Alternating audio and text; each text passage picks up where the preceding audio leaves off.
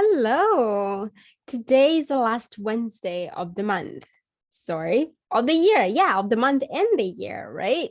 And you probably are already thinking about next year. If you're one of those people that plan out what they want to do, you probably already have started doing that. And that's awesome. But before the planning, before thinking about next year, it's good to take a moment to reflect on the year that's just ending. And so in this video, that's what we're going to be doing, just reflecting on how 2021 was. I did my reflection for the year, and the way that I did it was reading through my writings. I say writings because there are many different writings that I did, but journal, I read through my journals. I read through some of the things that I was feeling that I am learning, not particularly in my journal, but I just wrote them aside. I read many of those things that I wrote in the year. And just going through all of that, it was clear to me that there is always a 50-50. It was also clear to me that there are things that I was working on in the beginning of the year, that I'm still working on now. But it was also true that I have actually improved in so many of these places. And the improvement, a huge part of it is just in the understanding of the bigger picture of what's going on. And so I will share with you three things that I'm really proud of myself for, two things that I am lamenting about or I'm not proud of, and then a call to action. So the one thing that I am so proud of myself for is the investment of time, a little bit of money, and all the energy and attention that I put in to grow in some of the important areas of my life. And one of the important places for me is relationships. Relationships have always been really important to me. And it's possible that they have always been important to me because I've also really screwed up big time when it comes to relationships. This year, I was able to read a few books, a few life-changing books that in the area of relationships. And one of them was a nonviolent communication. Now, this book, I have read it already 2 times, and I intend to actually buy it because I was reading it on soft. I intend to buy it and read it again for this year.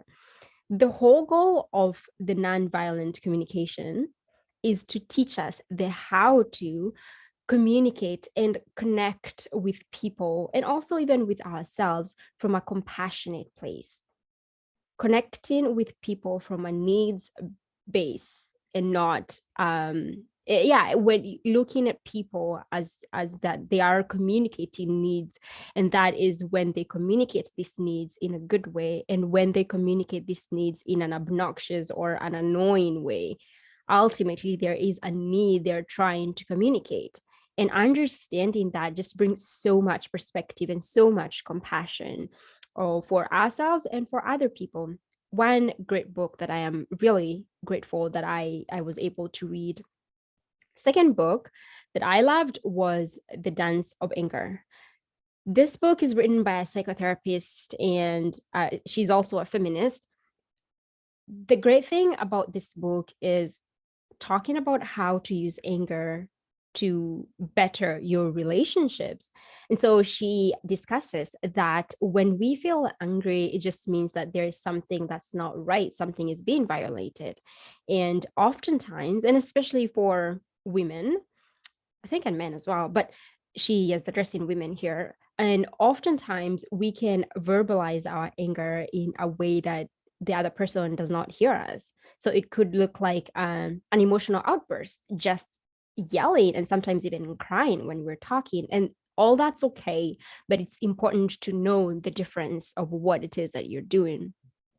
And so she teaches ways of how you can be propelled, how you can be fueled by this anger to communicate, to set boundaries that will effect change.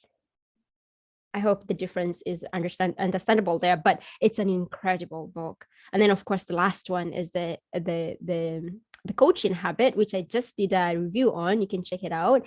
It's an incredible book. And the whole point of the Coaching Habit is how to listen. How do you become a better listener?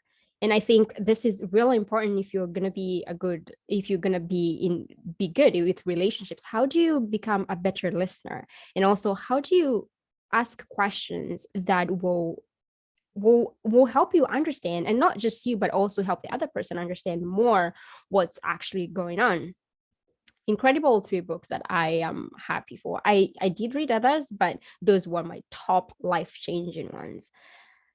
The other area that I am so proud of myself that I took the time to invest in is my faith. Now, I am a Christian, and more than being a Christian, I actually do believe in God. I know that's not always the case these days, but the thing is, I grew up a Christian. I was taught how to be a Christian. But with age, as I've grown older, I have come to actually understand that I don't really I wasn't really owning my faith. And that was in the sense that my only spiritual nourishment would be from preaching, from other people, what other people are hearing or what they think is right. And it worked for when it worked. But now I have been able, or in the last year, I have been able to start reading the Bible. And I started reading the Colossians, which is only 4 chapters. So I finished that. And I did that over many months. It's only 4 chapters, but I did that over many months. And it's because I was reading 1 to 3 verses a day, and then spending like an hour, half an hour just studying those 3 verses. And the reason that I was starting to get curious or questioning my faith was because there's a lot of man-made Christianity, if I may say that. First of all, man-made in the sense that, yeah, that's like a male-made, but also human-made rules that really aren't in the Bible. And so I was getting to a place where the confinement of all these rules, I was starting to notice them. And of course, I fully don't understand the whole thing. Like, there is the basis. I know what I believe in, but I want to get to a place where I can actually own it for myself. And so I am deeply grateful that I was able to actually start studying the Bible. I'm currently in Romans 11, and Romans is huge, and it's also a really difficult book, actually. And yeah, so if you are a Christian, and if you have a faith, and maybe your faith is Christianity, and you would want to start studying the Bible for yourself, I will recommend 2 resources for you. First is the Bible Project YouTube channel, which I will tag them below.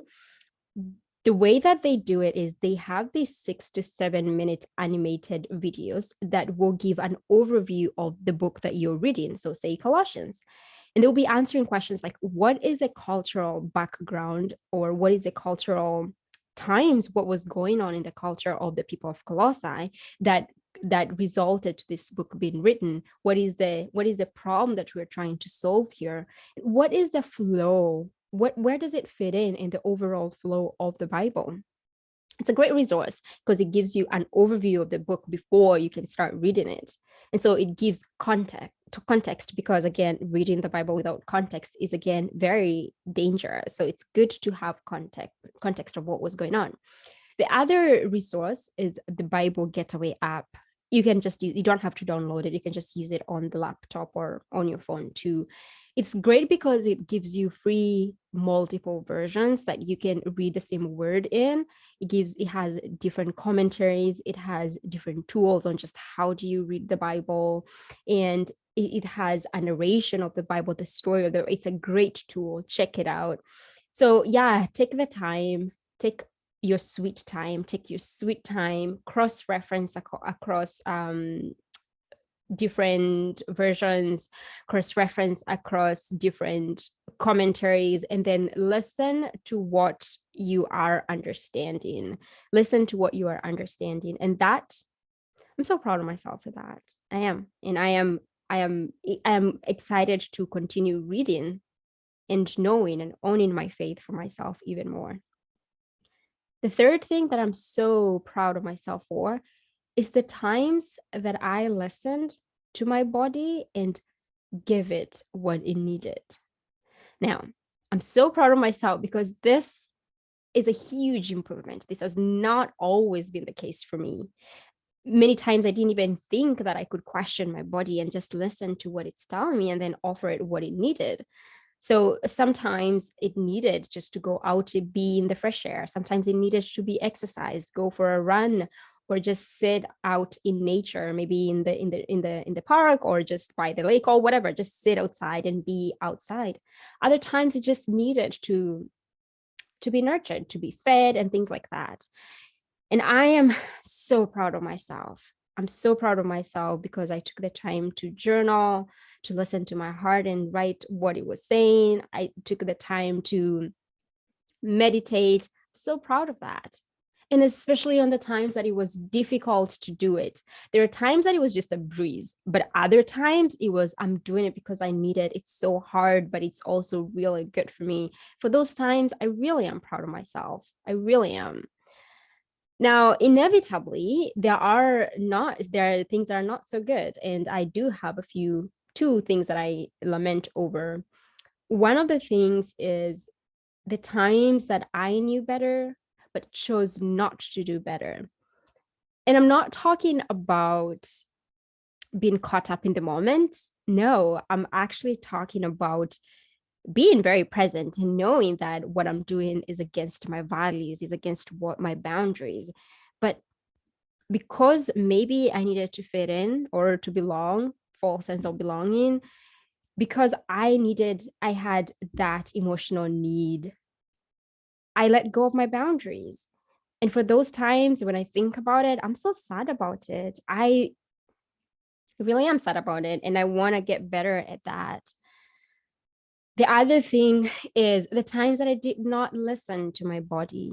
I have said that being able to give myself what I needed is one of my biggest proud moments of the year. But also, I'd say like 7 out of 10 times, I did not give myself what I needed. Sometimes it felt like it was easier to just coil up in bed, even though it was like time to get out of bed and not draw my curtains, not feed myself, not even shower. It felt like it was easier to just cry the whole day and not actually get up, journal and meditate and whatever, or call a friend or whatever. It felt like it was easier to do that, to just like wallow in my sadness.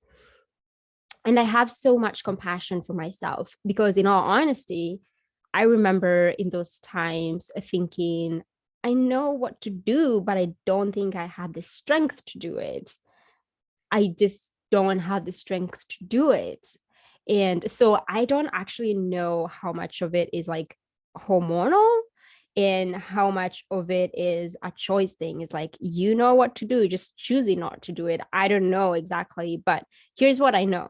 I know that I'll continue doing more research and understanding and learning. And my goal is to get to a place where I can go to bed with having resolved all the issues that are going on, that it would come from like a 10-day of sadness, or sometimes even goes to a month. Actually, it's just like I'll come from that, cut it down to say maybe 10 days, or and then 6 days, maybe 4 days, 2 days, and then eventually I'm like, in 24 hours I'm able to resolve whatever sadness is going on, and then be at least in a neutral place. Not always be happy, because again, that's not realistic. Just be in a neutral place where I can hold my sadness and also hold the joys at the same time, because it's always both sides at the same time. But I'm sad about those times. But I am also proud of myself because I am able to notice them, and also for the far that I have come. Now, here's my call to action for you. Take some time and write down what you're proud of. And don't just know it intellectually, but actually feel it in your body. Sit with it. Let it be like a pat on the shoulder for you. Let it pierce your body and your heart and actually marinate in the good feeling of you're proud. Like, good job, you did well. Sit in it for a little bit. If you can, find a person that you can share these joys with, a person that you also know would actually not try to compete, would not try to like tell you of their joys when you're telling them of their joy, like a person that can actually hold space for you and celebrate with them. You can just even say, hey, I want to tell you of like some things I'm really proud of, are you up for it? You can like tell them, give them a heads up before. It's also important to have a 50-50 view of life. And so also just look at things that you're not happy about and hold space for that. And don't forget to bring compassion with you. Be very compassionate with yourself as you do this. Because you were doing the best that you could at that time with all the strength you had, with all the knowledge you had, with all the experience, past and present, that you've had. You were still are doing the best that you can. So bring compassion, self-compassion along the way. I am really excited about doing this again in the next few coming months. Thinking of doing this every 3 months. I think it's going to be fun just to reflect on what's working and how things are. And if that's something that you'd be interested in, do it, and it's going to be fun. So if you found value in this video, as always, feel free to share it to that person that you think would relate. And also you can also join the tribe, join the group, join the channel, subscribe, and turn on the notification bell so that each time, even if you forget, it reminds you that there's an upload that's been uploaded. And I will see you in the new year. Take care of yourself. Please do. Bye.